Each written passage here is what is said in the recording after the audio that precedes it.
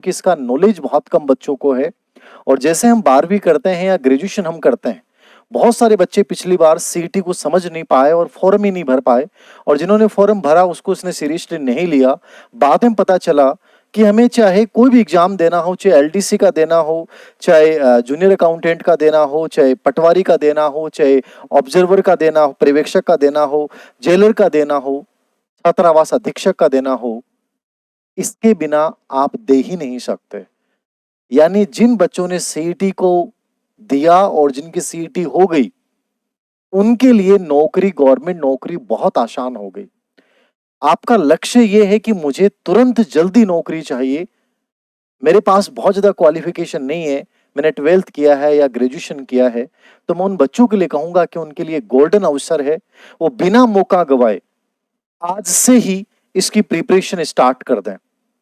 यदि आप direct government नौकरी चाहते हैं कि मुझे 1 साल के भीतर जो है वो सरकारी नौकरी चाहिए, तो सीरियसली इसको कीजिए। अब आपके सामने बड़ा सवाल ये होगा कि सर सीटी है क्या? एक प्रकार से ये पात्रता परीक्षा है, लेकिन मैं इसको पात्रता परीक्षा का दर्जा नहीं दूंगा, क्योंकि पात्रता परीक्षा से भी बहुत बेहतरीन एग्जाम है। क्योंकि पात्रता परीक्षा समझ के इसको आप तैयारी करोगे तो आपका सिलेक्शन होगा ही नहीं, क्योंकि इसमें केवल जब वैकेंसी आती है, मान लीजिए पटवारी की आई, राजस्थान पुलिस की आई, एलडीसी की आई, ठीक है, या प्लाटून कमांडर की आई, किसी की भी आई, तो उसमें 15 गुना अभ्यर्थियों को एलिजिबल किया जाता है। यानी एक प्रकार से आप इस परीक्षा को पात्रता ना समझ के इसको मेन परीक्षा के रूप में दें। और ईमानदारी से मैं कहूं कि इसके सिलेबस को ध्यान में रखकर ये तुमने पढ़ाई कर ली ना, फिर चाहे इन फ्यूचर तुम दूसरा एग्जाम कोई भी दो, तुम आरएस भी दोगे ना, यूपीएससी भी दोगे ना, तो तुम्हारा बेस तैयार हो चुका होगा। तो इसको केवल पात्रता परीक्षा समझ के तुम दे रहे हो तो तुम मूर्खता कर रहे हो। इसको बहुत सीरियसली लो, गंभीरता के लेवल पे लेके। और ये जो 3 महीने हैं, क्योंकि सितंबर में स्नातक की है प्रस्तावित, और अक्टूबर में जो है आपकी 12वीं 12th लेवल जो है वो एग्जाम प्रस्तावित है, तो हो सकता है आगे भी चली जाए। बट आप यही मान के चलेंगे मेरे पास 3 महीने हैं, और 3 महीने में मुझे सीईटी 12th लेवल और सीईटी स्नातक लेवल को बहुत अच्छे से कवर करना है। बहुत ज्यादा परेशान होने की आवश्यकता नहीं है। 150 प्रश्न आपके सामने आएंगे। आपके मान के चलिए कि 300 का जैसे स्कोर है, तो इस बार जिन बच्चों का स्कोर 200 प्लस रहा है, वो लगभग जो अगले एग्जाम के लिए क्वालिफाई हो गए। आप 200 का लक्ष्य मत लेके चलना, मैं मानता हूं कि आप 230 से 240 का टारगेट तय लेके चलो कि मुझे 230 या 240 जो है वो नंबर लेके आना है। अब 230 और 40 नंबर लाने के लिए सर करना क्या पड़ेगा? कुछ नहीं करना है। बहुत ज्यादा यदि इसमें घुसने का प्रयास करोगे तो उलझ के रह जाओगे। कुछ चीजें ऐसी होती हैं, आप कोई भी एग्जाम की प्रिपरेशन कर रहे हो, कुछ पार्ट ऐसे होते हैं जिनको बहुत कम पढ़ के काम चलाया जा सकता है, और कुछ पार्ट ऐसे होते हैं जिनको बहुत अच्छे से कवर करना पड़ता है। आपको भी सीईटी हो या कोई भी एग्जाम हो, आपको ये जरूर समझना पड़ेगा कि सर ऐसा कौन सा पार्ट है जिसको हमें बहुत सीरियसली पढ़ना चाहिए, यानी, और कुछ पार्ट ऐसे हैं जिनको कम पढ़ के भी बहुत अच्छा स्कोर किया जा सकता है। ये समझ तुम्हारी नहीं बनी तो दुनिया भर के ऑनलाइन कोचिंग है, ऑफलाइन कोचिंग है, दुनिया भर का कंटेंट मार्केट में इसके ऊपर, हर पब्लिकेशन की गाइड इसके ऊपर है। आपको खुद को समझ में नहीं आएगा कि सर क्या सही है और क्या गलत है। थोड़ी सी समझ बनाइएगा।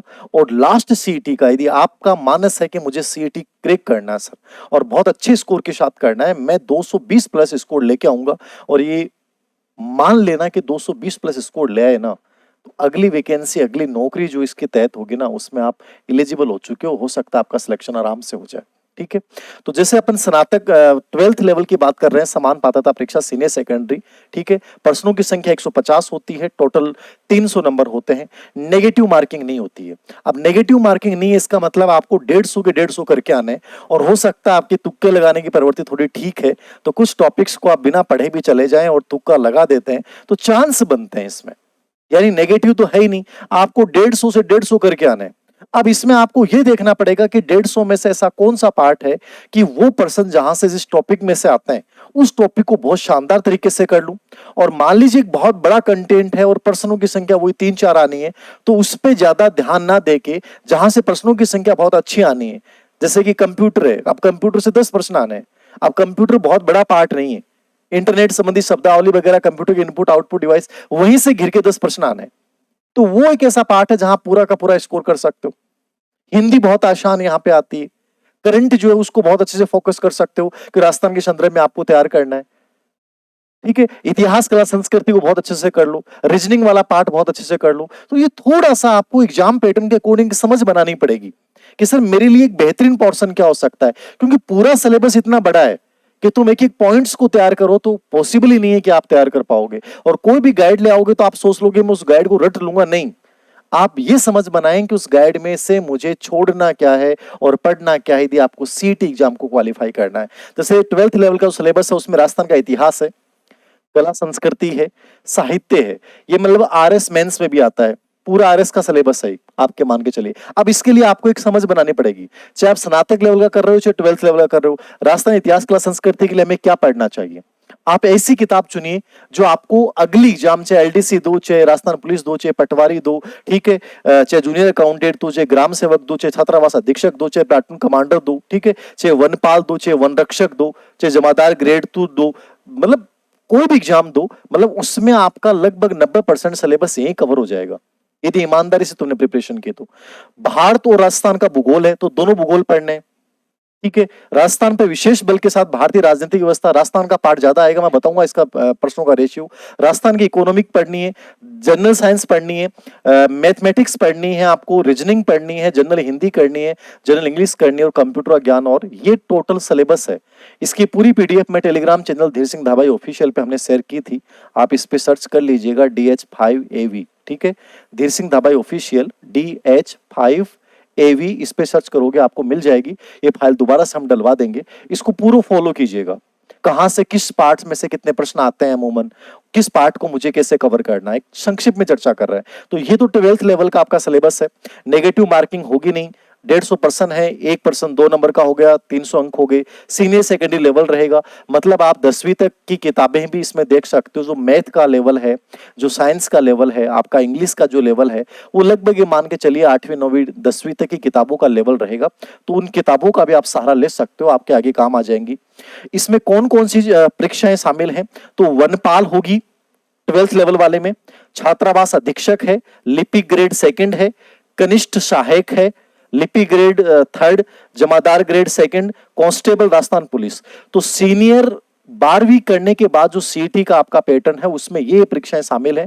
वनपाल, छात्रावास अधीक्षक, लिपि ग्रेड 2, 3, ठीक है, कनिष्ठ सहायक, कांस्टेबल राजस्थान पुलिस वाली जो आपकी भर्ती है, ये इसके तहत होंगी। तो जो बच्चे इन भर्तियों में लगना चाहते हैं उनको इस 12th लेवल के सिलेबस का आज ही एनालिसिस करते हुए, प्रिंट आउट निकालते हुए फाइल हम शेयर कर देंगे। ओल्ड एग्जाम यानी एक ही बार एग्जाम हुआ है तो उसका लेवल क्या रहा है, किस पार्ट में से कैसे प्रश्न पूछे गए हैं, उस लेवल को मद्देनजर रखते हुए 3 महीने बहुत अच्छे से 5 से 6 घंटे निकालने का प्रयास कीजिए। बहुत ज्यादा टाइम देने की आवश्यकता नहीं होती, ईमानदारी से 5 से 7 घंटे कैसे भी करके निकाल लोगे। स्मार्ट स्टडी को यदि समझ जाओगे कि मुझे क्या छोड़ना और क्या पढ़ना है, ओल्ड क्वेश्चन पेपर को साथ साथ निकालोगे, तो ये मैं कह रहा हूं कि सीईटी नहीं होगी आपकी। आप यदि अन्य एग्जाम भी प्रिपरेशन कर रहे हो, आरएस भी कर रहे हो ना, वो भी साथ में हो जाएगी आपकी। जो भी राजस्थान की भर्तियां हैं उनकी लगभग प्रिपरेशन आपके साथ हो जाएगी। एसएससी की भी तैयारी साथ हो रही है क्योंकि आप पूरा इंडिया का जो है वो तैयार कर रहे हो इसमें। तो इसको सीरियसली लीजिए, सिलेबस को। डरने की आवश्यकता नहीं है, डर जाओगे कि सर इतना बड़ा सिलेबस है, कैसे पढ़ेंगे 3 महीने में, कैसे पॉसिबल है, तो रह जाओगे। 90% जनता ऐसी है जो डर के इस परीक्षाओं को सीरियसली नहीं ले रही, लेकिन जो 10% बच्चे हैं जिसने वास्तव में इसको थोड़ा सा एनालिसिस किया, तो मैं कहता हूं बहुत आसान परीक्षा है, कुछ भी मुश्किल नहीं। देखिएगा, पिछली बार का जो यदि 12th लेवल के मैं रेशियो की बात करूं तो इसमें कैसा रहा है मैं बता देता हूं, एक चर्चा कर लेता हूं आप लोगों के साथ। जैसे मैंने पूरा एनालिसिस किया है पिछले बार के पेपरों का, तो इतिहास कला संस्कृति जो है उसमें से लगभग 20 प्रश्न आ रहे हैं, यानी बड़ा पार्ट है। 150 में से 20 प्रश्न आ रहे हैं। अब ये ध्यान देना, स्नातक लेवल वाले बच्चे भी इतिहास कला संस्कृति के लिए बेस्ट क्या हो सकता है, कोई भी एक गाइड लेके आ सकते हैं, लेकिन गाइड लाने के साथ आप ओल्ड क्वेश्चन पेपर निकालिएगा। जैसे कला संस्कृति की और इतिहास की अवनी की बुक आ रही है, अवनी की बहुत बढ़िया छोटी सी और सरल भाषा में किताब है, ओम प्रकाश चौधरी जो आरएस है उनकी किताब है अवनी की कला संस्कृति की। 10% 8% आराम से, बाहर एक भी नहीं आएगा, और 24 के सब प्रश्न उसके पीछे डाले हुए हैं, तो आप उसको देख सकते हो। या आप इतिहास कला संस्कृति कोई भी गाइड, चाहे वो सिकबाल हो, चाहे आरबीडी हो, मतलब दिंदवाल हो, कोई भी आपको जो लगता है जो बढ़िया आपको लगती है कि सर ये किताब अच्छी है, वहां से कोई भी किताब लेके आ जाइए। बाकी इतिहास कला संस्कृति का हमारा छोटा पार्ट अलग आ गया है और इतिहास का एक अलग पार्ट अगले वीक तक आ जाएगा। या बाकी और कोई पब्लिकेशन की आप किताब देख लो, सब किताबों में मैटर एक जैसा होता है, बस भाषा का फर्क होता है। ओल्ड क्वेश्चन पेपर आपको साथ निकालना है। राजव्यवस्था जो है उसमें 15% राजस्थान से आते हैं और 5% मतलब की भारतीय राजव्यवस्था जाती है। तो राजस्थान की राजव्यवस्था इंपॉर्टेंट हो गई। तो इसमें दो ही किताबें अच्छी आती हैं, एक राहुल चौधरी की किताब आती है और एक प्रदीप कुमार बोरड की आती है अवनी पब्लिकेशन की। प्रदीप कुमार बोरड वाली किताब का फायदा आपके सामने यह है कि उसमें दोनों सिलेबस हैं। प्रदीप बोरड सर की जो किताब है भारतीय और राजस्थान राजव्यवस्था, वो दोनों को समाहित किए हुए, शॉर्ट एंड स्वीट है, उसमें प्रश्न भी है। और यदि आपको राजस्थान की राजव्यवस्था अकेली पढ़नी है तो राहुल चौधरी की आप पढ़ सकते हैं। तो दोनों में से आप कोई भी किताब देख लीजिए, राहुल चौधरी या प्रदीप बोर्ड, ये दोनों किताबें बढ़िया हैं। भूगोल 15+5% है, यानी 15% राजस्थान के आ रहे हैं, 5 नेशनल आ रहे हैं। तो आपको स्पेशली जो फोकस करना है वो किस पे करना है, राजस्थान पे करना है। तो राजस्थान की जो भूगोल है, एक ज्ञान सरोवर पब्लिकेशन की अभी एक अपडेट किताब आई है, भेराराम चौधरी की आई है, हमारे स्टूडेंट भी रहे हैं, अच्छी किताब लिखी है, बहुत सरल सी भाषा, पतली सी किताब है। तो ज्ञान सरोवर पब्लिकेशन की आप वो किताब ले सकते हैं।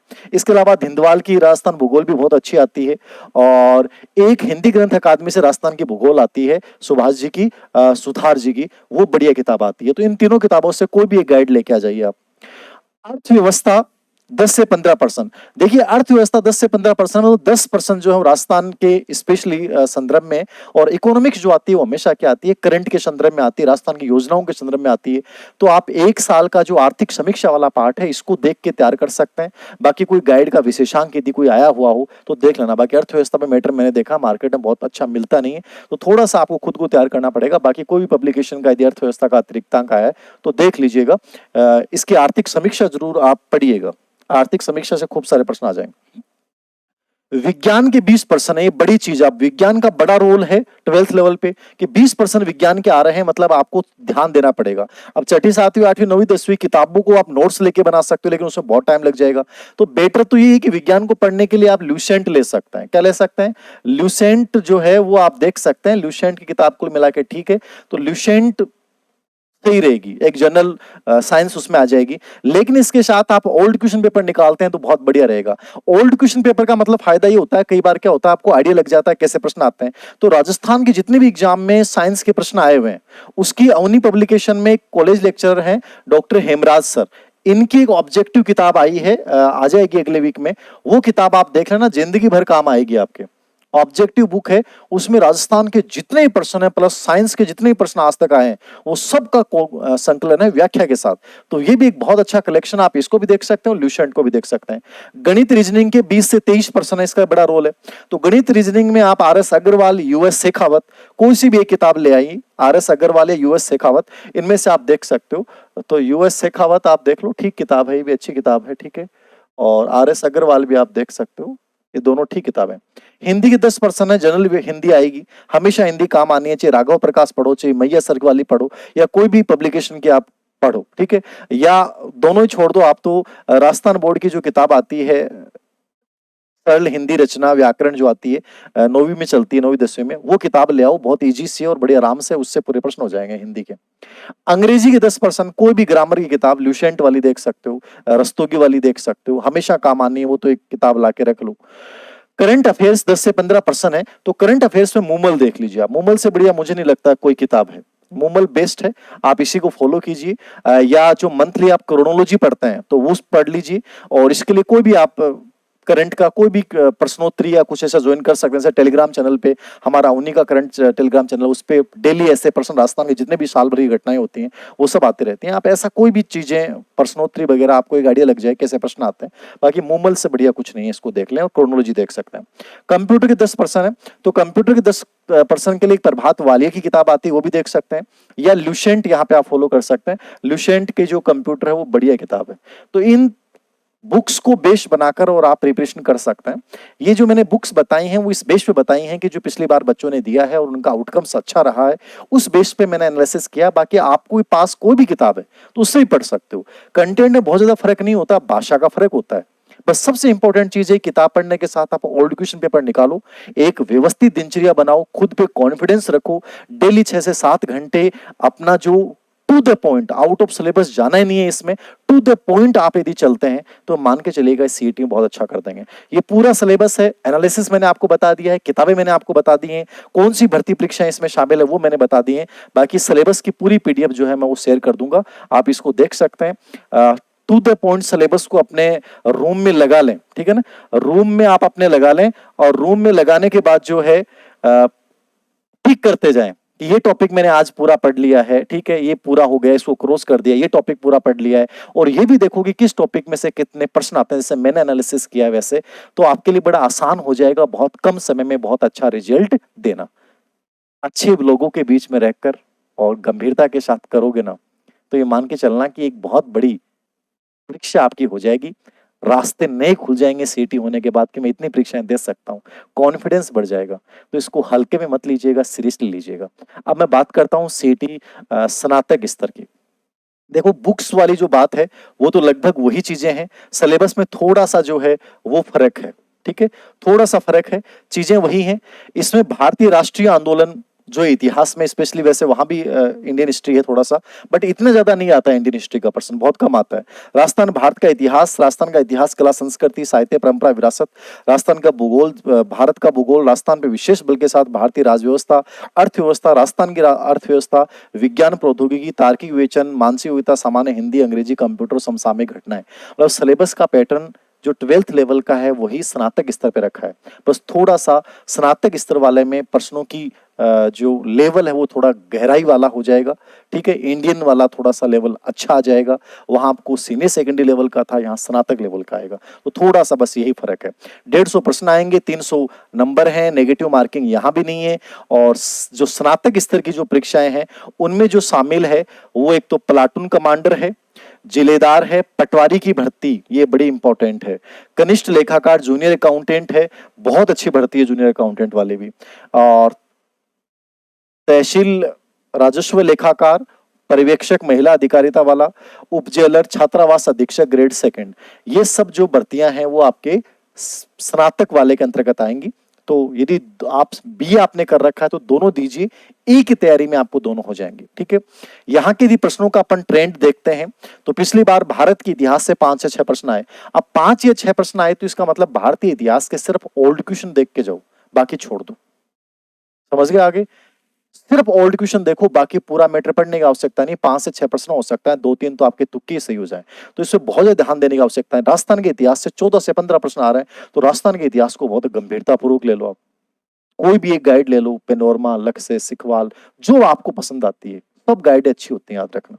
राजस्थान कला संस्कृति 15 से 16 प्रश्न है। अब राजस्थान कला संस्कृति के लिए आपको ओम प्रकाश चौधरी सर की बहुत इजी भाषा में एक किताब है, कला संस्कृति पे जिंदगी में आपको दूसरी किताब देखने की जरूरत नहीं पड़ेगी, ये आप छोटी से लेकर और बड़ी तक भर्ती दे सकते हो। इसमें साथ में ओल्ड क्वेश्चन डाल रखे और बहुत सरल भाषा में दे रखी है। तो कला संस्कृति की अवनी पब्लिकेशन की ओम प्रकाश चौधरी वाली सर की किताब लिया ना, ये 15-16 प्रश्न आपके कभी गलत नहीं होंगे। राजस्थान का भूगोल 10 प्रश्न है, भारत का भूगोल, तो भारत के भूगोल में वैसे तो बढ़िया किताब आती है महेश वर्णवाल की, तो महेश वर्णवाल ले आते हैं तो बहुत बढ़िया है, ठीक है, या आपको कोई गाइड मिलती है तो देख सकते हैं, बाकी महेश वर्णवाल बढ़िया किताब है। राजस्थान का भूगोल 10 प्रश्न है, इसमें ज्ञान सरोवर पब्लिकेशन की जो मैंने बताई है नई किताब आई है वो आई है, या धिंदवाल की ठीक आती है, इन दोनों किताबों से आप देख सकते हो। भारतीय राज्य व्यवस्था के 5 प्रश्न है और राजस्थान राज्य व्यवस्था के 10 प्रश्न, टोटल 15 प्रश्न पूछे गए। तो इसमें प्रदीप बोरसर या राहुल चौधरी वाली किताब आप दे, लेकिन राहुल चौधरी राजस्थान राज्य व्यवस्था आती है, भारतीय नहीं आती। प्रदीप बोरसर में दोनों मिक्स आते हैं। भारतीय अर्थव्यवस्था के 5 प्रश्न है, इसको इग्नोर कर देना, पूरी इकोनॉमिक्स आपको नहीं पढ़नी है, बस नॉर्मली जो मुद्रास्फीति है, इकोनॉमिक्स के जो मुख्य क्षेत्र हैं, जीडीपी वगैरह है, किसका कितना प्रतिशत है, करंट वाला रेशियो आपको देखना है। ये राजस्थान की अर्थव्यवस्था में आपको आर्थिक समीक्षा पढ़नी है, तो इसकी वैसे कोई अच्छी गाइड मार्केट में नहीं होती है, करंट के संदर्भ में पढ़ना पड़ता है। विज्ञान के 10 प्रश्न है, तो विज्ञान में आप ओल्ड क्वेश्चन वाली हेमराज सर वाली जो अवनी वाली ऑब्जेक्टिव वो भी देख सकते हैं, ल्यूसेंट देख लें। गणित रीजनिंग 10 से 15 प्रश्न है, तो वही यूएस शेखावत या RS अग्रवाल देख लें। हिंदी के 10 प्रश्न है, वही राजस्थान बोर्ड वाली किताब देख लें आप, हिंदी सरल हिंदी व्याकरण। अंग्रेजी के 10 प्रश्न है, तो ल्यूसेंट या BK रस्तोगी वाली इंग्लिश ग्रामर देख लें। करंट अफेयर्स के 10% है, मतलब मूमल बेस्ड है। और कंप्यूटर के 5% है, यानी कंप्यूटर यहाँ सिर्फ 5% पूछे गए हैं पिछली भर्ती में। तो कंप्यूटर में वही है, आपको ओल्ड क्वेश्चन या ल्यूसेंट वाला पार्ट या प्रभात वालिया वाला सर वाला पार्ट आप देख सकते हैं।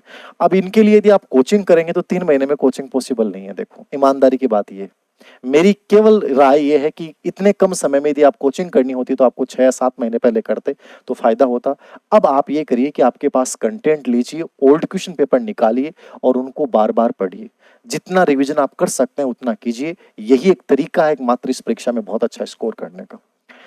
और ये पूरा सिलेबस है, ये मैं भेज दूंगा टेलीग्राम चैनल पे, और पूरे सिलेबस के साथ एनालिसिस मैंने आपको बता दिया है।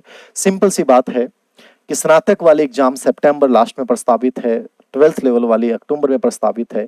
कोशिश करें कि इसको बहुत अच्छे से दें, ठीक है?